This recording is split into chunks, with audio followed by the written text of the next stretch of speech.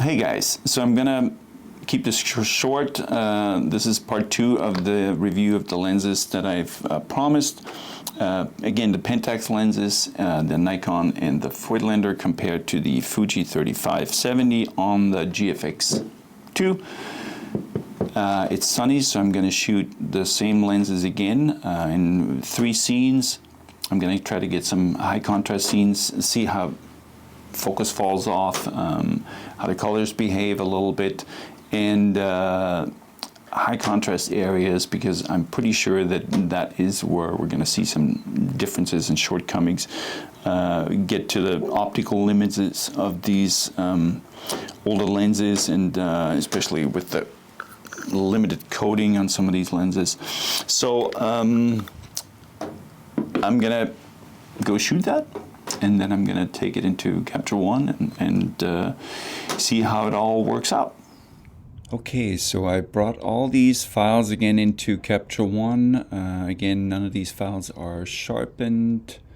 None of them are corrected in any way. I'm going to start out with the Nikon 35mm wide open. We can clearly see that that goes to the optical limits of the lens. On this shot, I tried to focus on this one flower in the middle there. Obviously we can see that lens can't handle that situation. Again, this is the shots in the sun, high contrast situations, so this should give us a better idea of what the lenses can do. Let's just stop down a little bit. A little more. This should be 1.4 to 2.8. This should be f4. And at this point, this looks pretty usable. Again, this is the Nikon 35. The corners are gone. It's okay. I'm not sure I would really use this lens at f4. This is the next shot of the tree, wide open, corners are gone. Yeah, this is definitely this is an effect. Here we go to f4. Things do clean up a little bit, but again, the lens doesn't really cover the whole area. I'm just comparing this real quick to the Fuji. So this is the shot. This is the Fuji shot here. Obviously, corners are clean. Nice and clean. Again, this is one of the things that I really like about the Fuji lens, that it gives a great natural representation of the scene. There's no effect on it. It's not overly sharp. It's not overly crisp. It doesn't have crazy focus fall off. This is wide open at 4.5. And that's one of the things that I appreciate about the Fuji lens. This is the Nikon. This is the real torture test, shooting into the sun. Yeah, this is very abstract, I would say, in the middle there. Looking through the finder, I could see the chromatic aberrations in the finder. Let me see this. At f4, it cleans up pretty good. We have some sun stars. That actually looks pretty nice. I mean, this is I would say this is a look. Let me see what the Fuji looks like here. Wide open. Oh wow. So I guess the Fuji does not at that point give me sun stars because I'm shooting it wide open. And it definitely holds on to things. Let me get about the same angle. That Nikon stopped down a little bit actually holds on better to some detail there. Would probably change if I would stop the Nikon, the Fuji down a little bit. So not really a fair comparison, but I do like this image better in this case.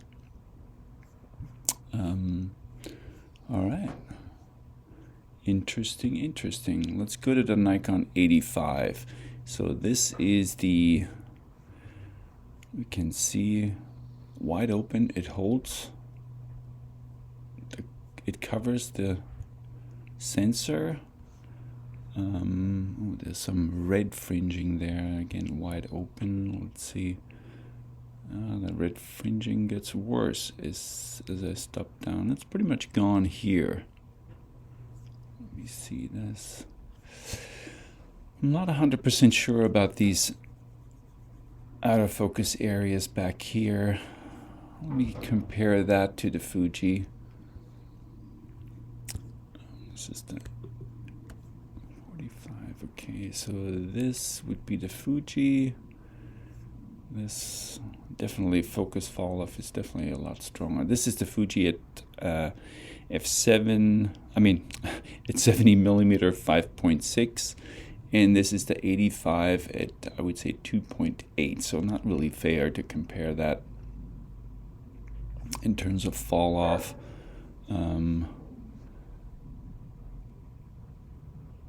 Yeah, the Fuji definitely has. Again, this is 5.6. Yeah. Let's look at the, I'm going to get rid of this again. Let's look at the Nikon with the tree shot, wide open. I'm not sure about this. Yeah, some purple fringing, some green fringing.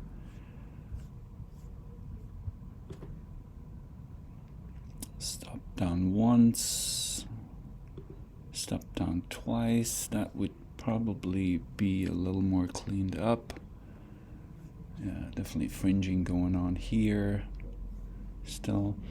Again, this is probably something I'm not 100% sure about, the autofocus areas, which is what I would probably want to use this lens for. This is shooting into the sun. Yeah, I see that stop down.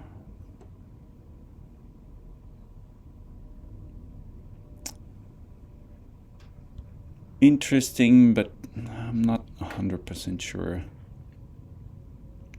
I guess this would be a lens that I would like to see with maybe, I'll try to shoot that with some people, because that's probably what I would use it for, a portrait lens. This is the Pentax 55, wide open. I'm zooming in here. This actually looks really good, I have to say.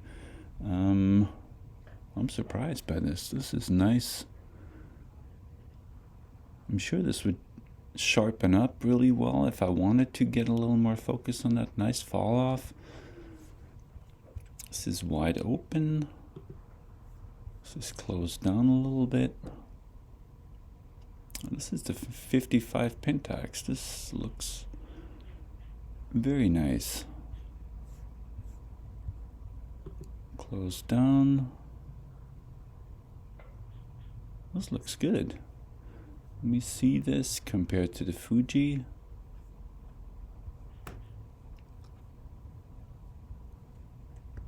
It's about the same focal length, about 50.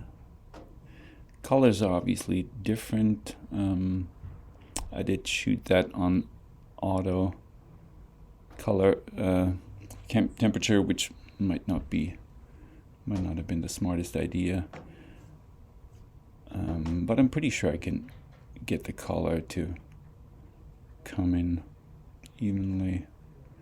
But this looks very good. Let me see the Pentax wide open with that tree. Detail looks pretty good.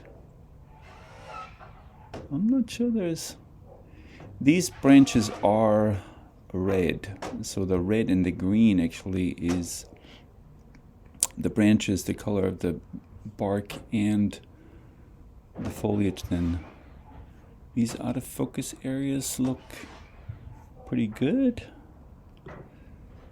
If we close down a little bit, yeah, I'm surprised by how much I like this lens. It's the 55 Pentax. Looks very good. This is, oh wow, is this the 55 Pentax? It is the 55 Pentax. I mean, we obviously have some chromatic aberration going on here, but yeah, lots here. Could probably be corrected. This is wide open. Let's see it close down. Yeah, that takes care of that. Gives me a little bit of a sun star. It looks good. That's the 55 Pentax. It's a pretty... I didn't expect this lens to work that well. Okay, let's move to the Pentax 105. Definitely, obviously, a portrait lens, wide open. And that is lots of funky stuff going on here. Red fringing. I don't even know what fringing. Wide open. Close down a little bit. Still lots of funky stuff going on. Now we're getting into areas. I wonder how that would work, how that would clean up. I do like the out of focus areas on this. Let me compare this to the Nikon 85. This would probably be stopped down about the same.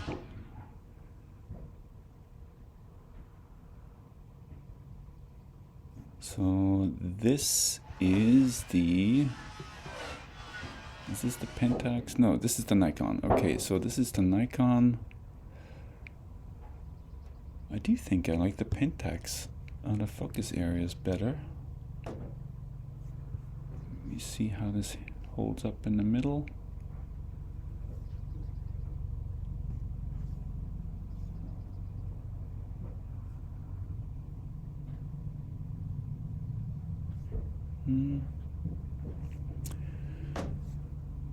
Well, again, I think these lenses would be ideally...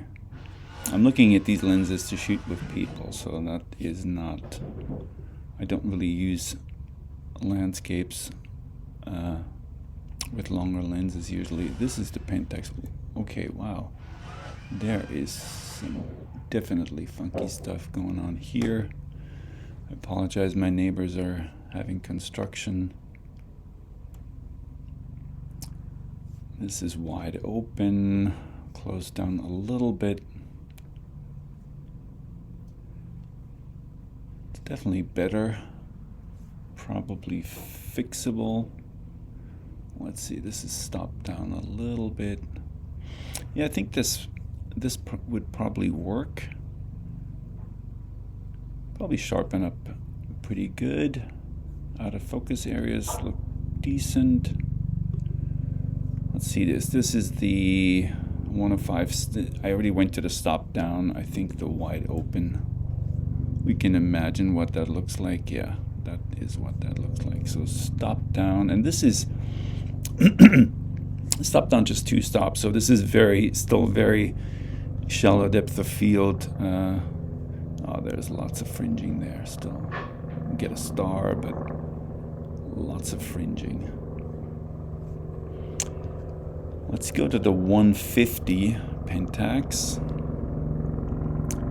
Okay, fall off is very strong. Focus, definitely a sliver here. Wide open, this doesn't look bad. Glowing highlights, but let's see. Again, this is the This is 150, so the fall off is considerate. I think I focused on, no, I did. I did focus on this. It's just very glowy. I think this looks pretty good. This would sharpen up well. This would make a nice portrait lens, I'm pretty sure. Let's look at the tree. Wide open. Some glowing going on. Closing down, still closing down a little bit. I mean, closing down with this lens 150 still gives me pretty shallow depth of field. This would probably work for a portrait lens.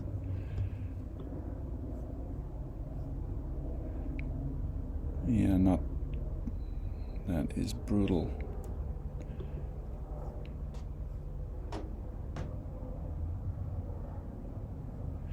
These were really hard to actually focus on looking into the sun, because even in the finder, it's just it's very hard to see anything. Okay, let's go to the Voigtländer, which is the most modern one of the manual focus lenses here.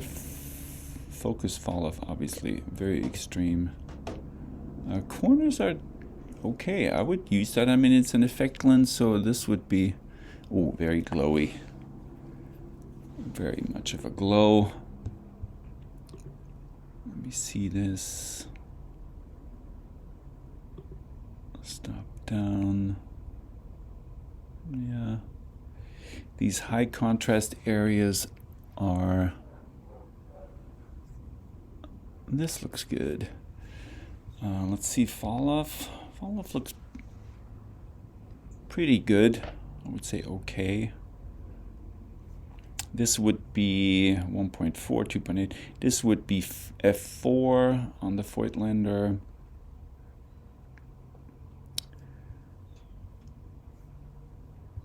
Let's look at the tree.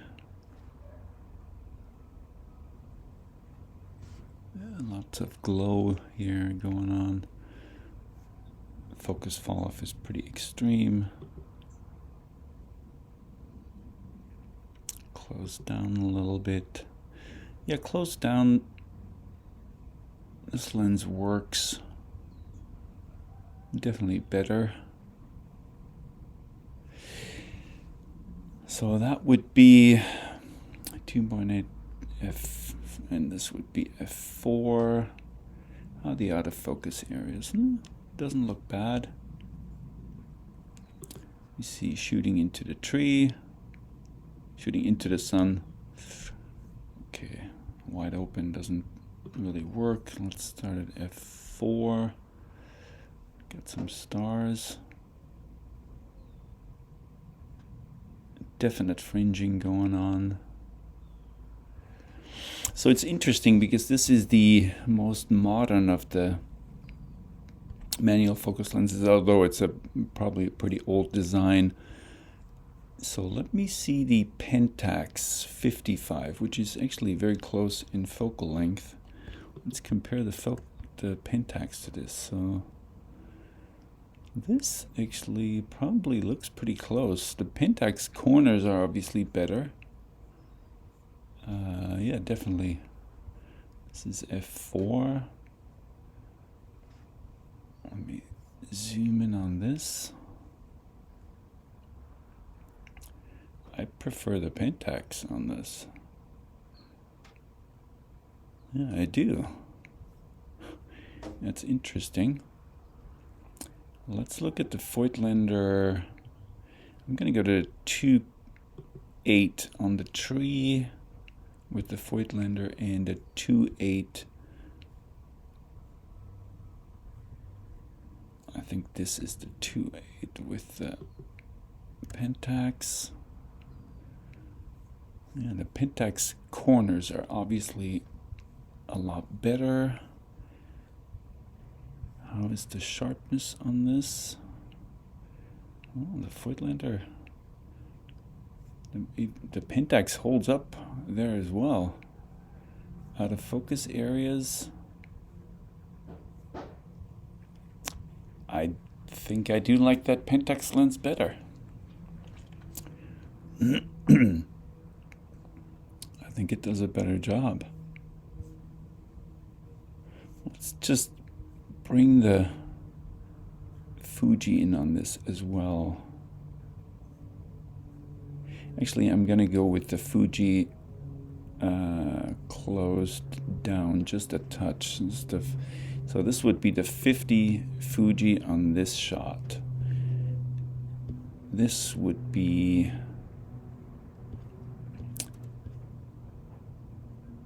the 55 Pentax, and this would be the 58 Voigtländer. These are the three shots. These are the three closest lenses in comparison with focal length. Okay, this is the Voigtländer. Focus falls off more on this. Again, the Fuji is just such a great little lens, and I really like the way it just pretty much shows without much effect or without much drama what this scene really looks like.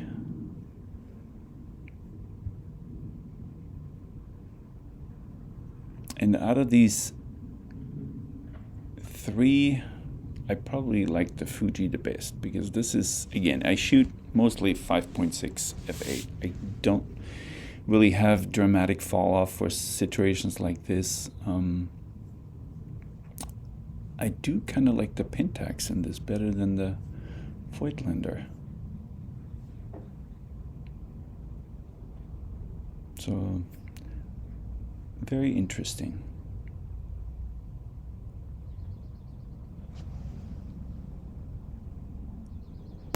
So after looking at all the files and the comparison, I was a little surprised to see that I did really like that Pentax 55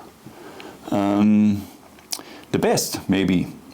Out of all these lenses, I think that the Pentax 55, maybe the 150 even, this would be the 150, might be the best options. They're also the cheapest on eBay. I think the Pentax lenses, I checked the prices out for lenses that I don't have, and most of these lenses are like $100 on eBay in mint condition, and these are pretty banged up actually.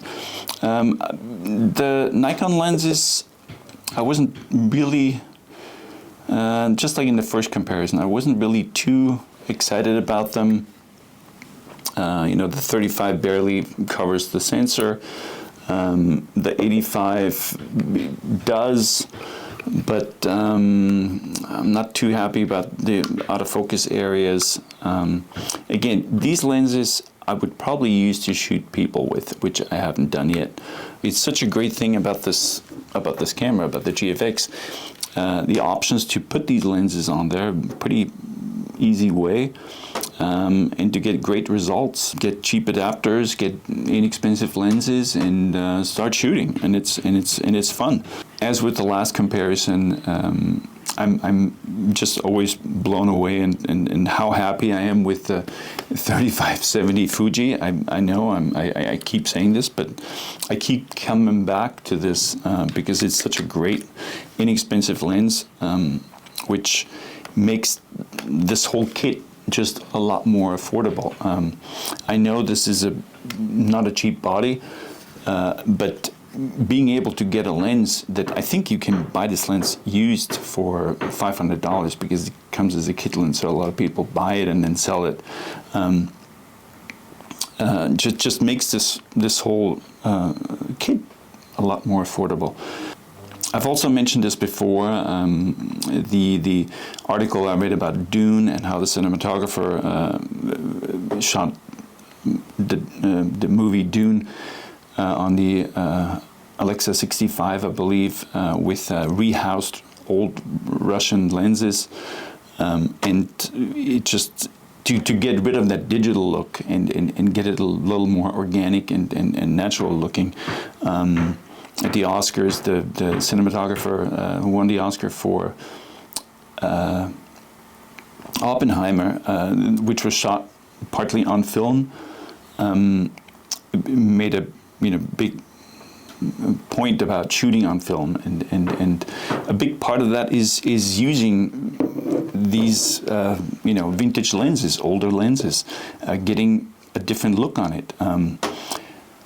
I happened to watch Poor Things the other day, which is I think it's a great movie, and that obviously was shot with using very vintage lenses. I mean, definitely crazy look, a lot of super wide angle, but it's just a great looking film. It's just amazing to watch. So there's something to be said about imperfection and an analog look to art in general, to photos or film or whatever. So this definitely plays into this, and so yeah, it's fun to play with these things, and I think especially if somebody goes for one of these systems, that is something you should definitely look at. I know the Fuji glass is fantastic. It's incredible. The primes are clean and clear, but maybe there is more to it. And just getting a bunch of really expensive primes is great, but maybe photography can be helped along with playing with some of these old lenses. Like I said, I'll be doing another, this was part 2. I will be doing some more tests. I will be testing the tilt shift adapter for the Pentax lenses, so that'll be interesting. I also have extension rings for the Pentax to look at some macro. Also try to get a shoot with people to actually use these longer lenses and compare them and see how they perform on skin, and what difference that makes. To be continued until the next one.